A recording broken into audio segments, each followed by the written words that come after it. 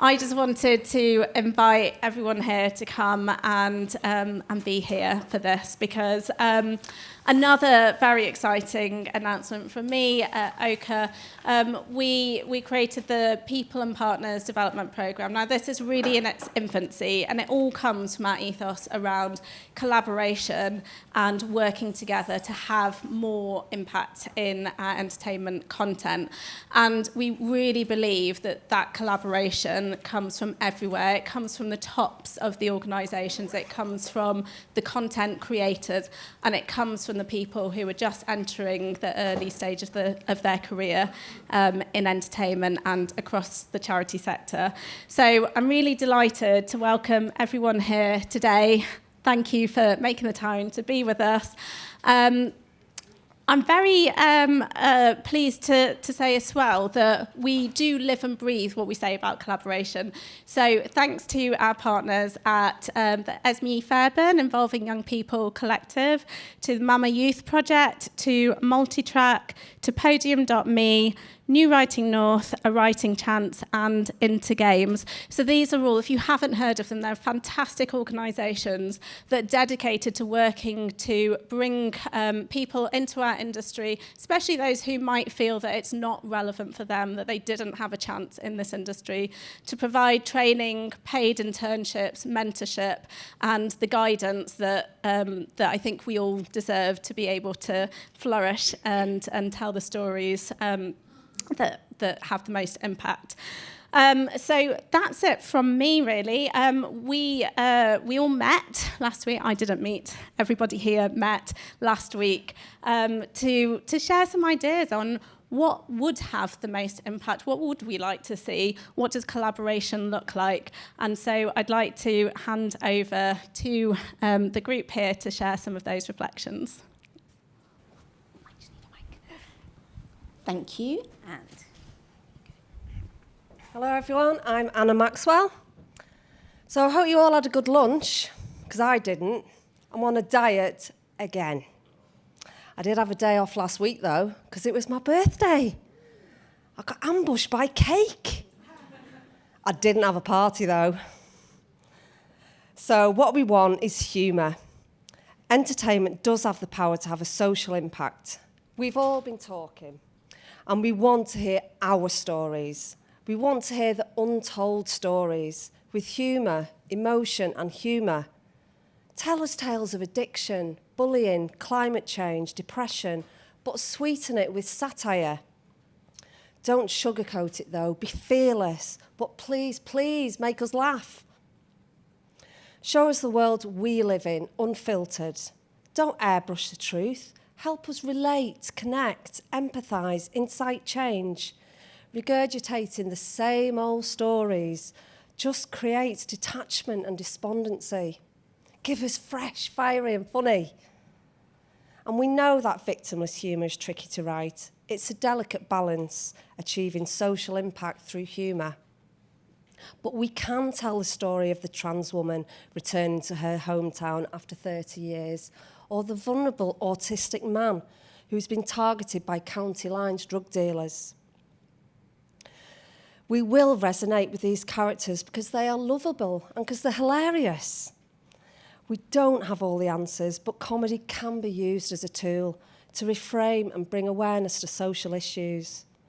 So flip things over, stir things up. Sorry, I'm thinking about food again. We don't need to poke fun at the issue. We can have the single mum struggling with the rise of living costs, but she keeps her sense of humour regardless. We live in a diverse world and everyone deserves to see themselves represented.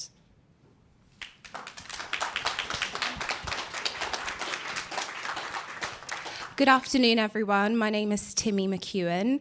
As part of our discussions, we decided that we want to see more diversity, inclusion, and representation, but I'm sure that all of you have heard that all before.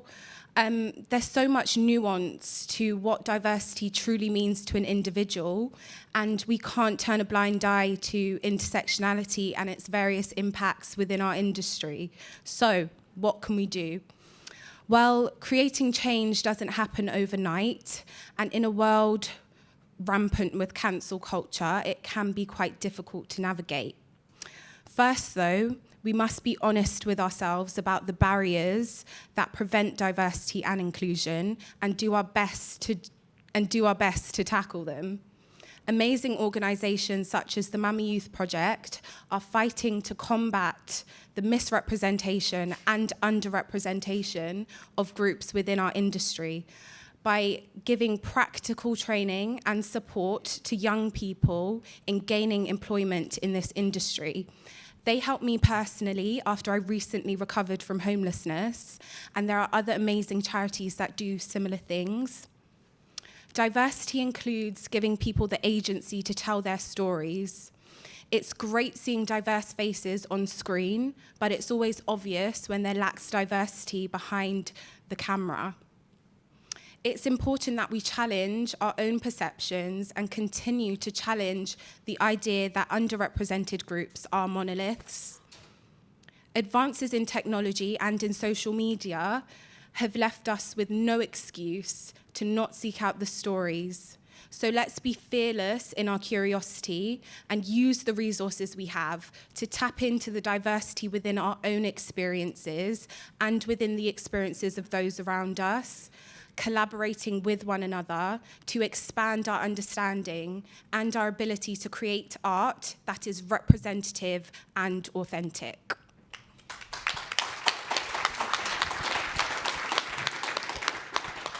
Good afternoon all, I'm Sabah Amelia Azam. So what impact do we want when we consider the term misrepresentation within entertainment?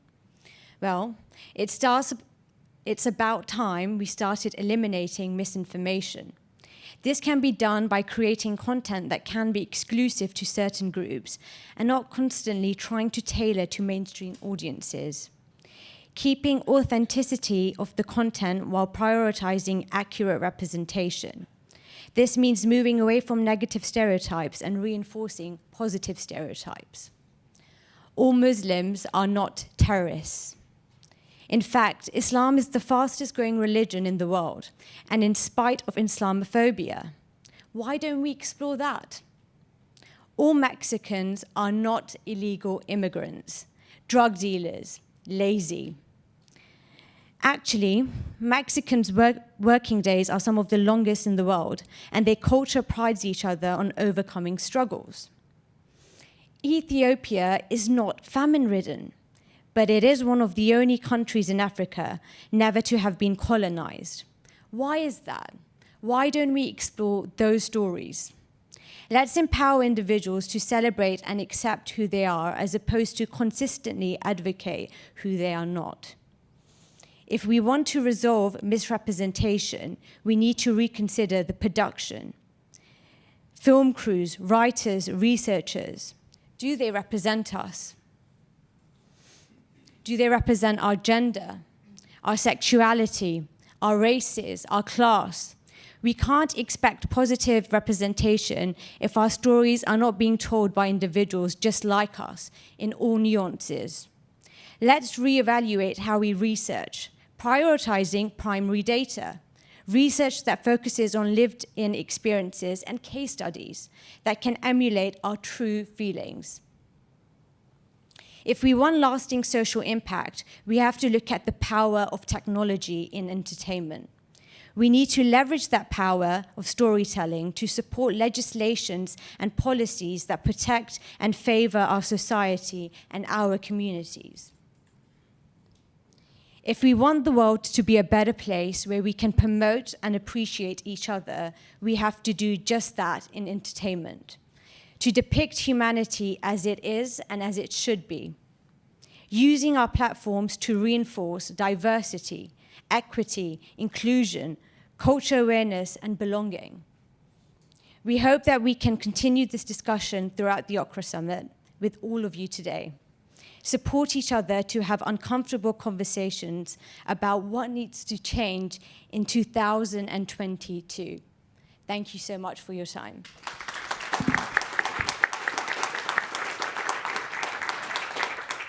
Thank you so much for this. Please do take on board what our amazing representatives from so many different groups have said. I'm Dhruti Shah. I'm one of the facilitators for the group, along with Kevin Khan, who's at the back. Can we all take a moment to say thank you to all of the developing people and partners crew that came up with these ideas for the industry? We have Karen Koshap, Timmy McEwen, Anna Maxwell, Mariam Abdel-Akka, Jill Achineku, Pooja Chowdhury, Helen Bourne, Daniel Saifu, Phoebe L. Hansen, Charlie Towler, David Clancy, Adrian Tornato, Sabah Amelia Azam, and Raymond Tanner.